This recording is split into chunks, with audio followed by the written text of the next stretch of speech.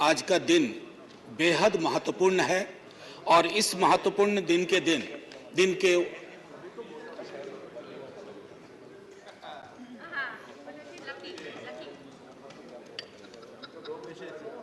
नहीं शुक्रिया मैडम मेरी शुभकामनाएं स्वीकार करें। मैं यहां से बोल रहा हूं, इधर मैं यहां से बोल रहा हूं। शुक्रिया, बहुत अच्छा अवसर है कि आप यहां आई हैं। कितनी खुशी हो रही है बता नहीं सकता। आज सुबह माननीय सभापति महोदय ने कहा था कि ह्यूमर वगैरह हमारी जिंदगी से चला गया, तो मुझे स्मरण है ये किताब, मैं एक ही किताब लेके आया हूं, ऐसी 5 किताबें हैं कॉन्स्टिट्यूएंट असेंबली डिबेट्स की।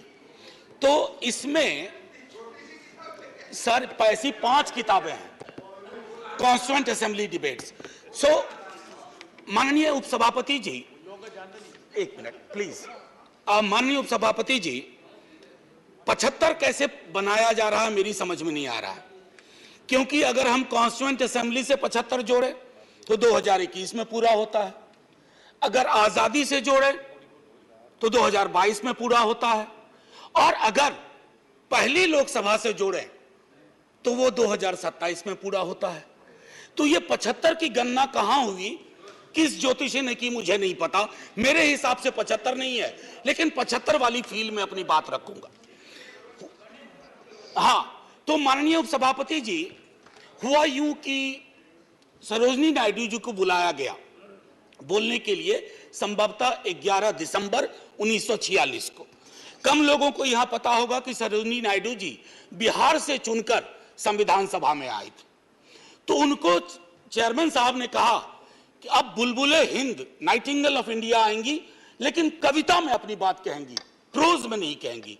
उन्हें थोड़ा बुरा लगा, मजाक में ही सही। उन्होंने कहा कि आपका अब ये व्यवहार, आपका ये कहना अनकॉन्स्टिट्यूशनल है।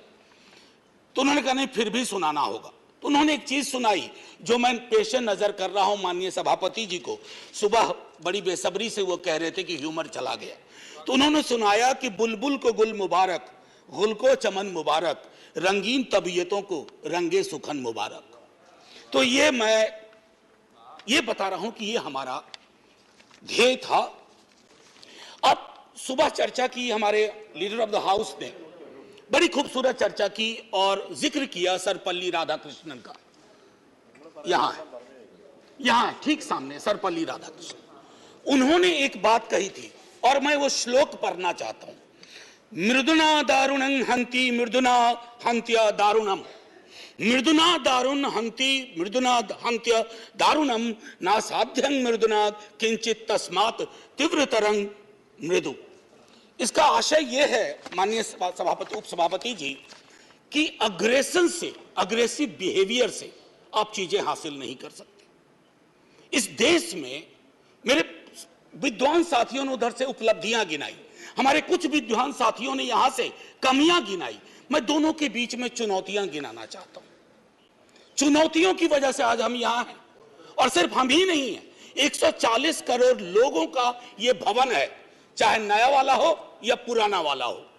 तो आज के दिन ये मेरी ओर से एक विदाई भाषण भी है, अपने दल की ओर से, इस इमारत को, जिस इमारत में हिंदुस्तान की तकदीर लिखी गई संविधान सभा के माध्यम से, और वो तकदीर लिखने वाले संकीर्ण दायरों में नहीं सोचते थे।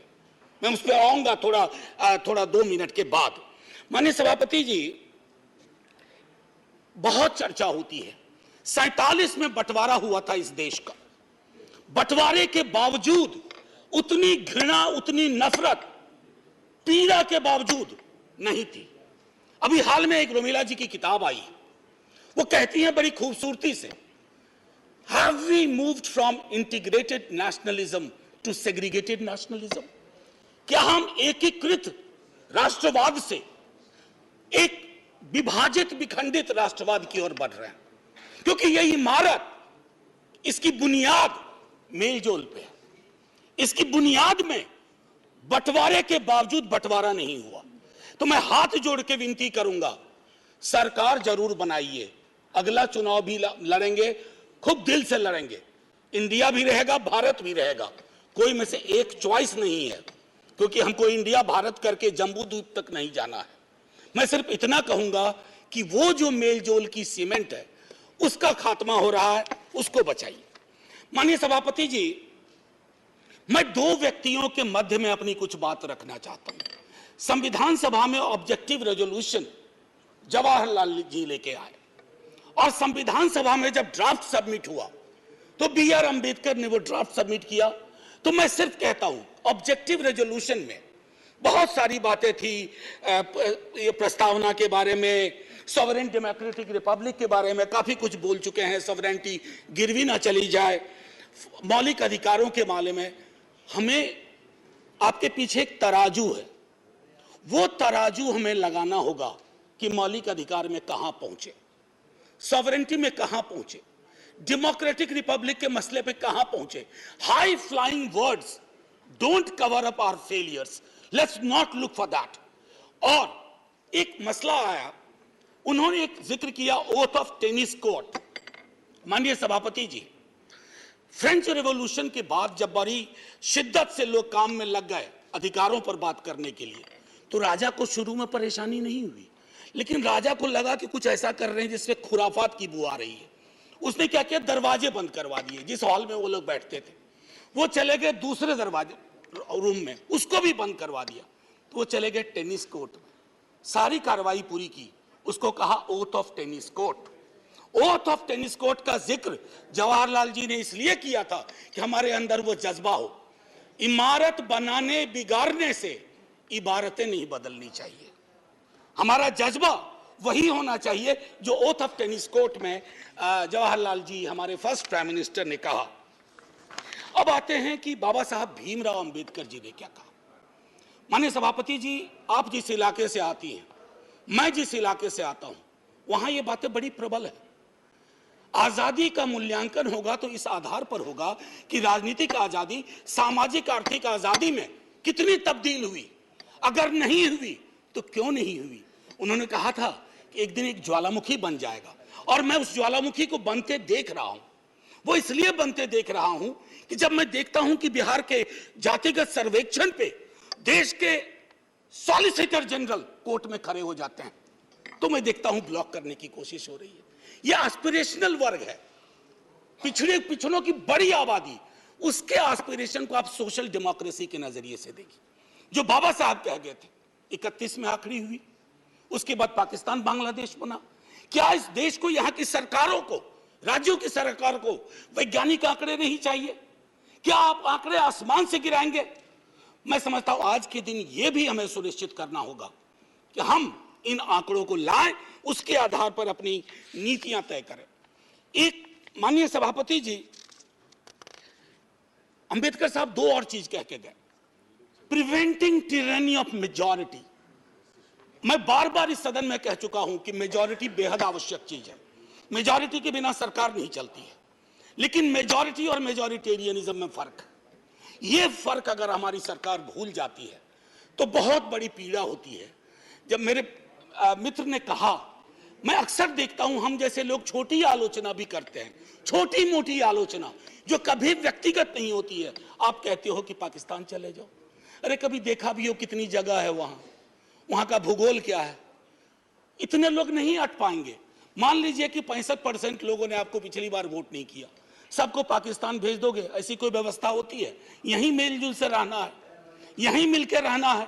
और ये सारी चीजें मैं नहीं कह रहा हूं, खुद अंबेडकर साहब कह के गए थे।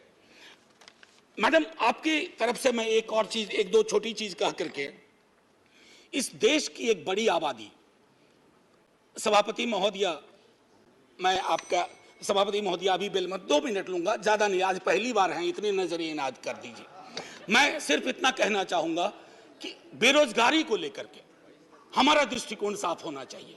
सरकार में आप हो, हम हो, बेरोजगारी हम सबकी पॉलिटिक्स खत्म कर देगा। राइट टू एम्प्लॉयमेंट के लिए हम क्या सोच रहे हैं, और इस देश की एक बड़ी आबादी से देशभक्ति का जो प्रमाण पत्र हम मांगते हैं ना मैडम, वो कहीं चलेगा नहीं। मैं आखिरी चीज कह करके एक सुनाना चाहता था। मैं इसलिए कहता हूं, एक घर में 5 सदस्य हैं, उसमें हर 5वां सदस्य उस आबादी का है। अगर उस घर में उस पांचवें सदस्य को आप एलिनेट करेंगे, दूर करेंगे, घर कभी महफूज नहीं रह सकता। और आखिरी में मैं साहिर को जाता हूं और वहीं खत्म कर दूंगा, आपको घंटी बजाने की जरूरत नहीं पड़ती। आओ कि आज गौर करें इस सवाल पर, देखे थे हमने वो हंसी ख्वाब क्या हुए। दौलत बढ़ी तो मुल्क में अफलास क्यों बढ़ा, खुशहाली आवाम के असबाब क्या हुए। जो अपने साथ साथ चले कुएदार तक, वो दोस्त वो रफीक वो अहबाब क्या हुए। क्या मोल लग रहा है शहीदों के खून का, क्या मोल लग रहा है शहीदों के खून का, मरते थे जिन पे हम वो सजाए याब क्या हुए। बेकस बरहनगी को कफन तक नहीं नसीब, वो बादा आए अतलसों के मुखाब क्या हुए। जमहूरियत नवाज बशर दोस्त अमन ख्वाह, खुद को जो खुद दिए थे वो अलकाब क्या हुए। मजहब का रोग आज भी क्यों लाइलाज है, मजहब का रोग आज भी क्यों लाइलाज है, वो नुस्खा हाय नादिर व नायाब क्या हुए। हर कूचा शोला जा रहे हर शहर कत्लगाह, यकजहतिया हयात के आदाब क्या हुए। सहराए तीरगी में भटकती है जिंदगी, उभरे थे जो उफक पे वो माताब क्या हुए। मुजरिम हूं अगर मैं तो गुनहगार तुम भी हो, मुजरिम हूं अगर मैं तो गुनहगार तुम भी हो, ए रहबराने कौम खताकार तुम भी हो। जय हिंद ma'am, and salute to all the freedom fighters. संविधान सभा के उन तमाम लोगों को, और मैं चाहूंगा कि सेंगोल के बगर में एक बड़ी आकृति में इनकी तस्वीरें वहां लगाई जाएं और हमें प्रेरणा देते रहें। जय हिंद।